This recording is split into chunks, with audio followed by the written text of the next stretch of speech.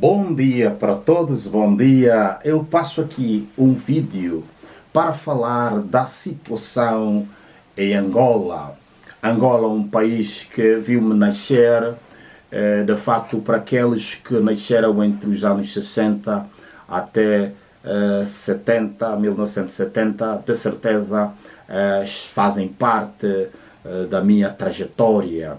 E antes de fazer este vídeo ou de relatar alguns acontecimentos do nosso território, eu quero me identificar. Sou cristão, de facto evangélico, e eu tenho uma abordagem sobre a situação de Angola. De facto, a maior parte da minha vida vivi em Angola, nascendo na província do Kwanza Sul, no município da Gabela, no Cateco de Cima. E de facto, depois, quando tinha um ano de idade, em 1970, de certeza vais fazendo já uma matemática muito simples e vais saber a minha idade. Em 1970, com um ano de idade, eu fui para Luanda com os meus pais. De facto, no município do Kazenga, estive lá até casar, indo para o município da Maianga. Portanto, no Kazenga tive a minha trajetória, estudei no Ginga, na altura 211, com o diretor João Caçula. Eu faço essa abordagem para dizer é um indivíduo que fala e não conhece a realidade de Angola. Portanto, depois eu tive a oportunidade de ir para o 1º de Maio, Angola Quiloã, estudar. Na altura não havia táxi, lá nos anos de 1982 não havia táxi, ia a pé, voltava a pé, e quando chovesse era um grande problema atravessar aquelas ruas na Terra Nova, e até o 1º de Maio voltava. Na altura tinha, parece, 12 anos de idade ou 13 anos de idade. Portanto, depois o meu pai viu que tinha já 3 filhos no serviço militar na tropa. O mais velho estava no desembarque e assalto no Cuando Cubango e deu tudo que era necessário. E depois, quando saiu de lá, teve também, infelizmente, o álcool, e muitos dizem de que as pessoas que vão à tropa têm observam muita coisa ruim. Infelizmente ele partiu, infelizmente eu digo, ele partiu.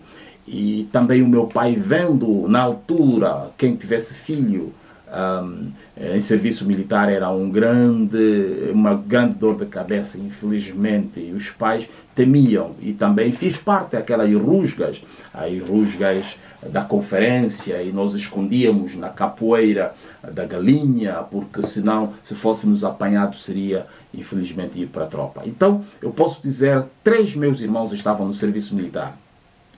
Felizmente o meu pai consultou um ancião, Paulo Moraes. Eu dou assim muito rápido uma abordagem na mesma igreja onde frequentávamos, e falou com ele, já na altura era professor, e falou para que eu fosse tirar curso de professor no INE, na altura na escola anexa, com a diretora Antônia, aqueles que tiveram esta oportunidade. E felizmente tirei o curso e aprovei, e dei aulas desde 1988 a 93, portanto, dando aula.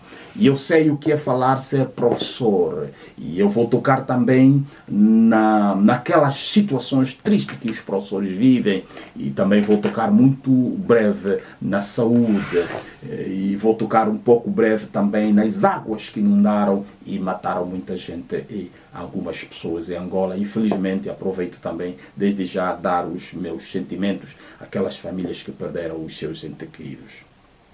Portanto, durante 5 anos de trabalho como professor, eu pude ver que o salário naquela altura, em 88 até o ano 93, em que eu deixei de ser professor para engrenar nas Nações Unidas no Programa Alimentar Mundial, onde trabalhei 1 ano no Porto de Luanda, recebendo as mercadorias de vários países. Era conferente lá no Porto de Luanda, nos vários terminais, Cesse Marítima, Cabo Tanga, Unicarga, Angonave, eram esses terminais aqueles que conhecem o Porto de Luanda, estava lá trabalhando. Portanto, depois fui para o Kwanza Norte, fazendo a operação a nível de todos os municípios, o Lungo Alto, Sambacaju, fazendo ajuda humanitária. E havia várias organizações das Nações Unidas e outras ONGs nacionais e internacionais operando na província.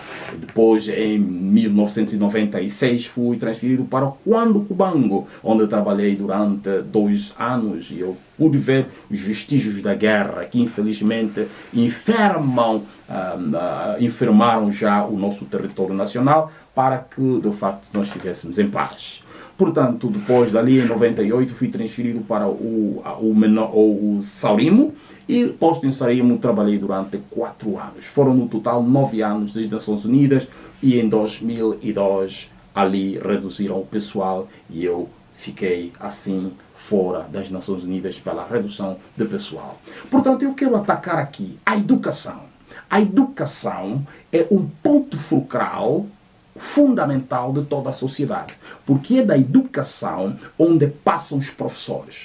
Por ética, eu não vou dizer algumas pessoas, mas algumas pessoas que estão lá no Parlamento foram meus colegas. De facto, de escola, demos aula juntos. Portanto, eu posso dizer que a educação é que cria, forma os doutores, forma os engenheiros, formam os cientistas, é através da educação. Então, resumindo, concluindo, seria bom, com muito respeito que eu tenho pelos parlamentares, não é verdade? Seria bom que a maior fatia fosse a educação.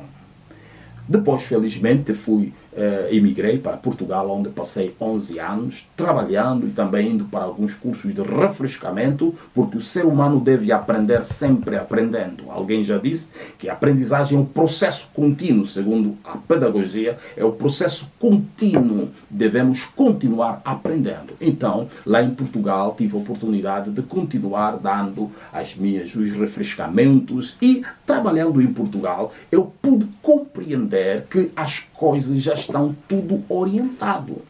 A educação, passa na educação o primeiro-ministro, passa, então várias pessoas da sociedade passam na educação.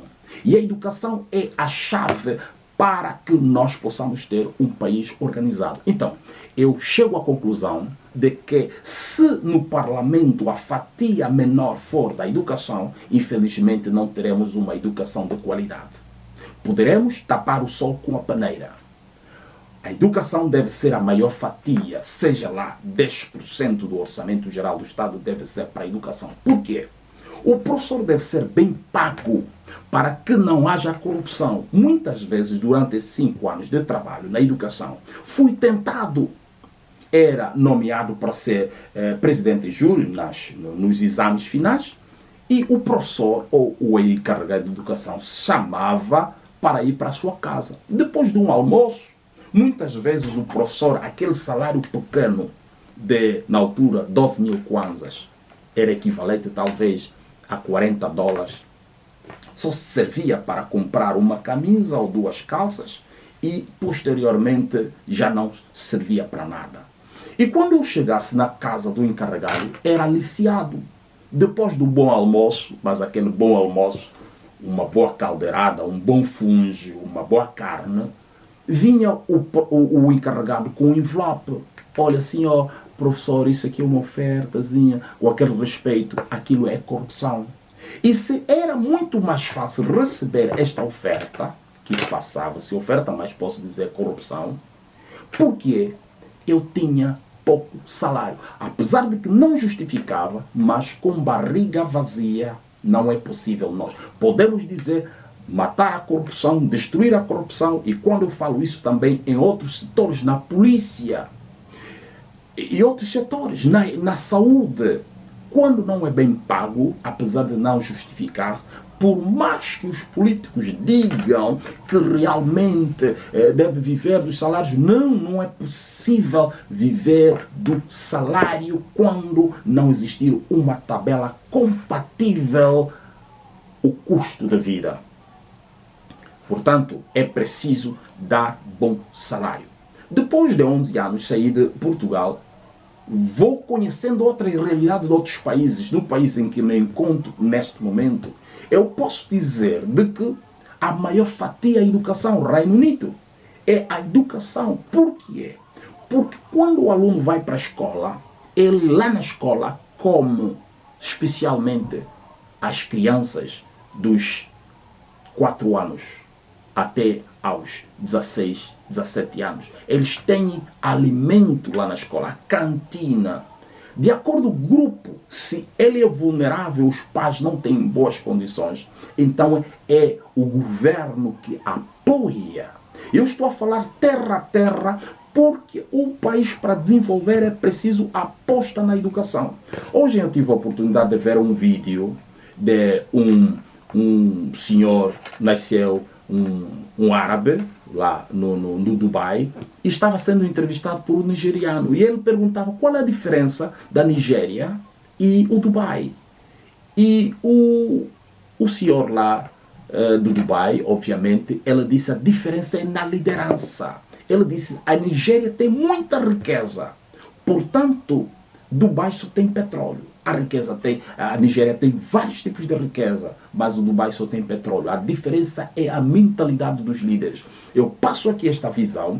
A mentalidade dos líderes em Angola, dizer não chega, o dinheiro é pouco, não é possível, temos que contrair as dívidas. Como cristão, eu devo dizer, a Bíblia orienta e diz, aquele que contrai dívidas sempre vai ser escravo da outra pessoa. Logo, nós, contraindo muitas dívidas, somos escravos de outros países. É preciso saber gerir o dinheiro que existe para que minimize também as corrupções, porque muitas vezes existe dinheiro suficiente, infelizmente, quando existem os orçamentos, os dinheiros voam nos bolsos de A, de B. Portanto, é preciso, a Bíblia diz, conhecereis a verdade e a verdade vos libertará. Se nós pretendemos uma Angola forte, é preciso que haja transparência na gestão dos fundos para que, de facto, o povo, diz assim o inglês, diz assim a ciência política, quando nós vermos a economia surtir efeito na vida do cidadão, ali estaremos perante uma estabilidade social. Mas se os lucros da economia não surtir no bem, às vezes dizem, não, construímos estrada, construímos aquilo, isto é betão. Bem-estar, alimentação, saúde grátis, nos municípios, tendo saúde, hospitais, aposta grande, tremenda. Então, ali existirá aquilo que se chama a boa governação. Nós podemos ver aqui o Ruanda, pode-se dizer que deu grandes saltos. E já existe tudo planificado, já existe tudo organizado. Neste século XXI é só fazer um copiar. E eu passo muito rápido, por exemplo, a situação do saneamento básico. Nós fomos colonizados pelos portugueses e devemos ser humildes. Durante 11 anos em Portugal eu pude trabalhar também na construção civil. Quando existe a construção, durante o período da construção estão a aparecer os inspetores inspecionar. Se a parede, se a construção está mal, é partida. Então, para isso acontecer, é preciso que haja em Angola. É só copiar. Se a gente não sabe ou existe incapacidade, nós devemos ser humildes para fazer parcerias, porque as parcerias jogam um papel fundamental. E quando se chove em Portugal, digo um exemplo, em Portugal, não vou para outros países, depois de chover, passa 30 minutos, 10 minutos, a água desapareceu. Pode-se acontecer. Isto é mentalidade. Então, esta é a minha abordagem. No que tange à saúde, quando apostar totalmente na saúde, vai desincentivar as pessoas a fazerem consulta para outros países.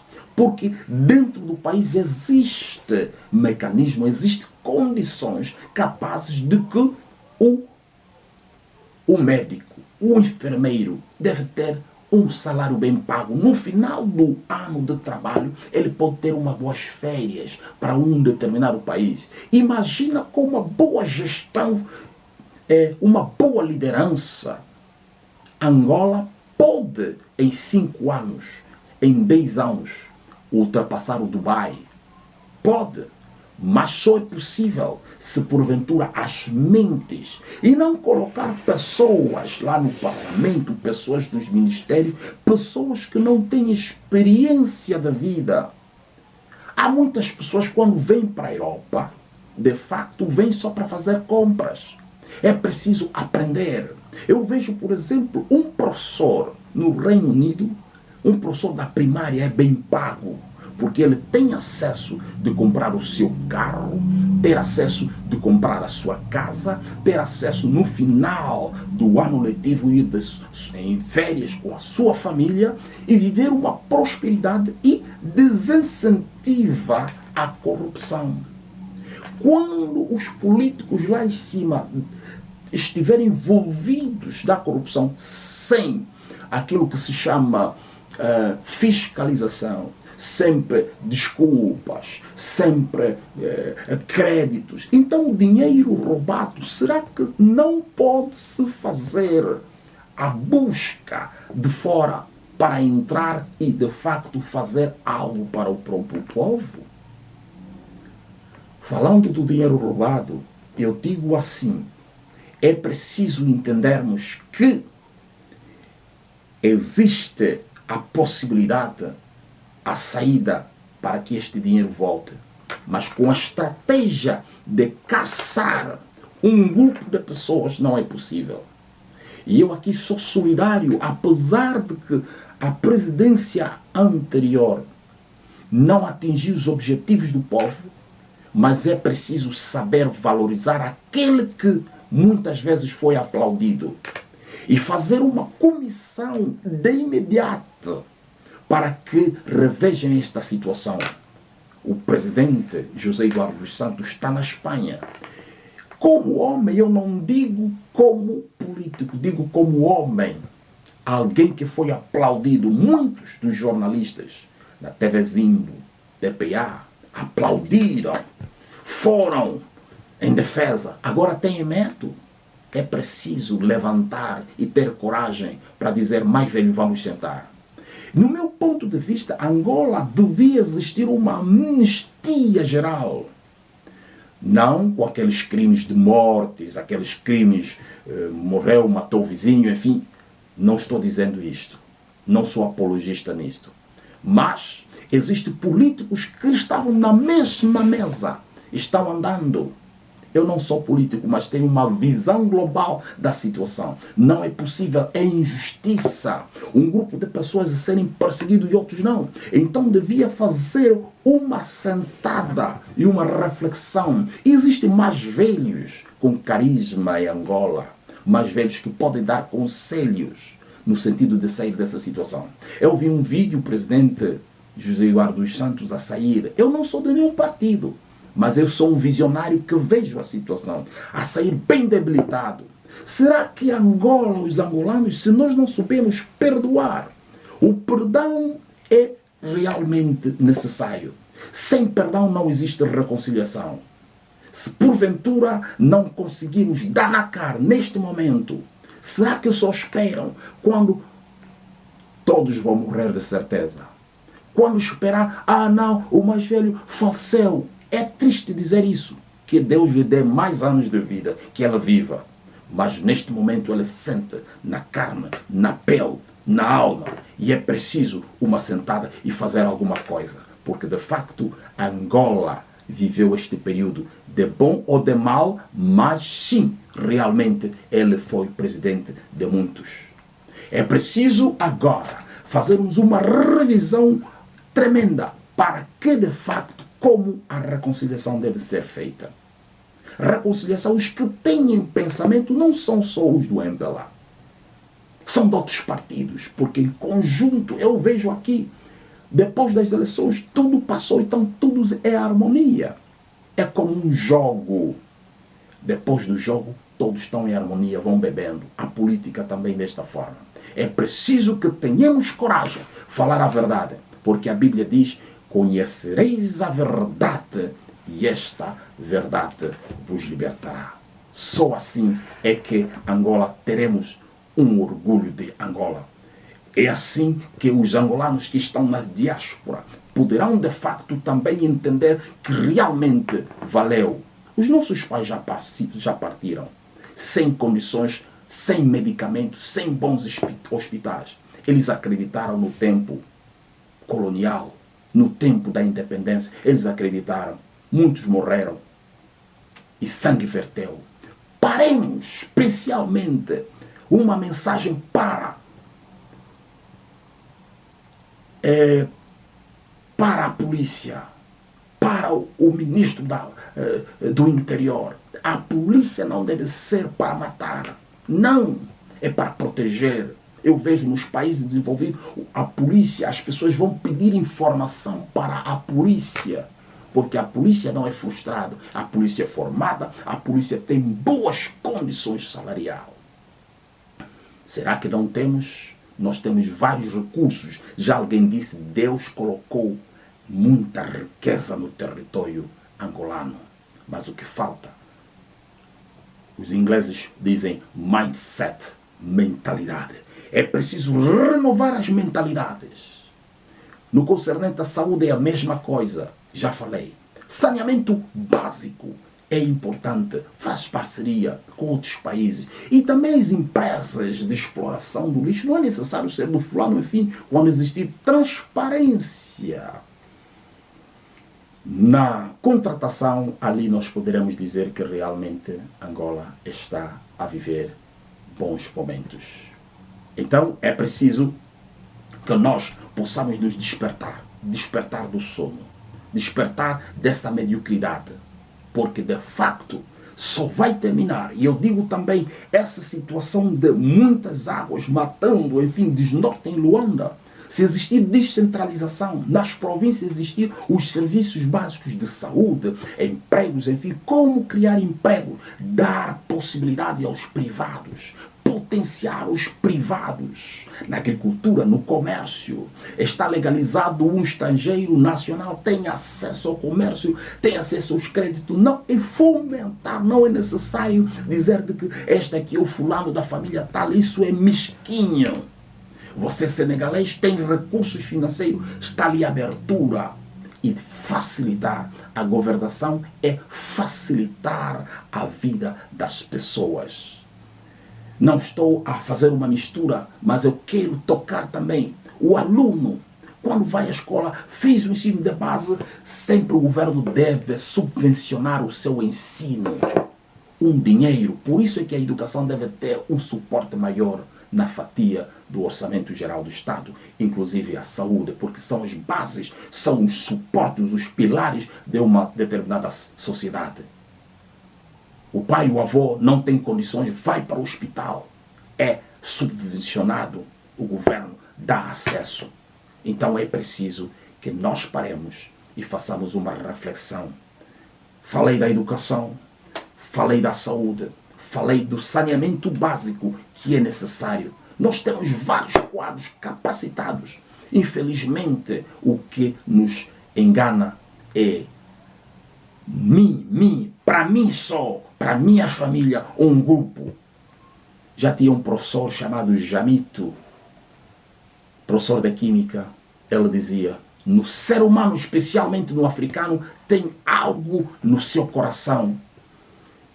Orgulho só para mim. E quando este fenômeno, este vírus não desaparecer, a África estará sempre limitado à mesmice, à mediocridade. Porém, como cristão, eu devo dizer de que é preciso que os políticos reconheçam Deus. Recentemente eu tomei conhecimento de que alguns líderes religiosos reuniram com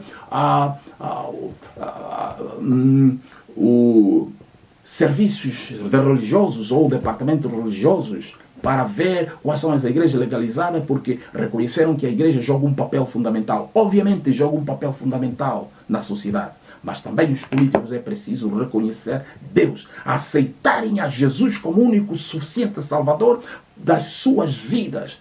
Porque uma pessoa que não tem Deus anda cego na escuridão. E Jesus disse, um cego não pode dirigir um cego. É preciso libertação das vossas vidas.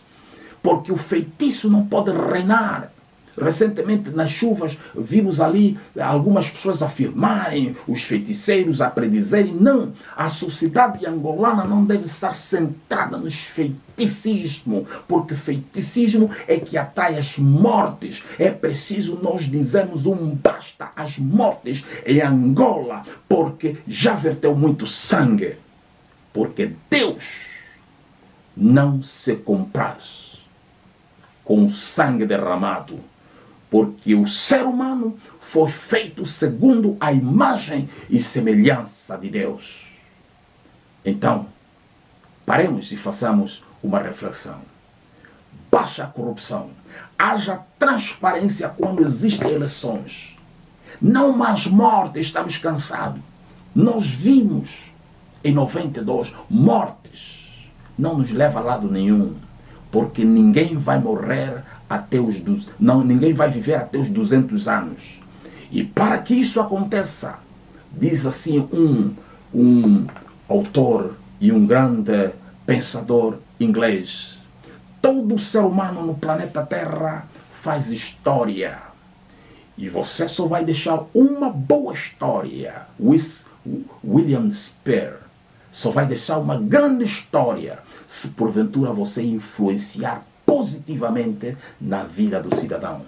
Quando o cidadão angolano, de manhã ao acordar, tem pão, tem leite, tem ovo, tem queijo, tem saúde, nos municípios, nas comunas, isto chama-se bem-estar. E eu termino dizendo de que as autarquias não vêm para destruir. As autarquias é para facilitar o central ou a governação central, descentralizar para que não possa existir muito trabalho. Quando eu tenho um assunto para resolver da saúde, eu vou no meu posto médico, GP. Quando eu tenho um assunto da educação, eu não vou no Ministério Central, eu vou no município. Tem lá um departamento, tem lá um prédio, onde tem mais de centenas de trabalhadores. Isto significa descentralização. E em cada província tem descentralização.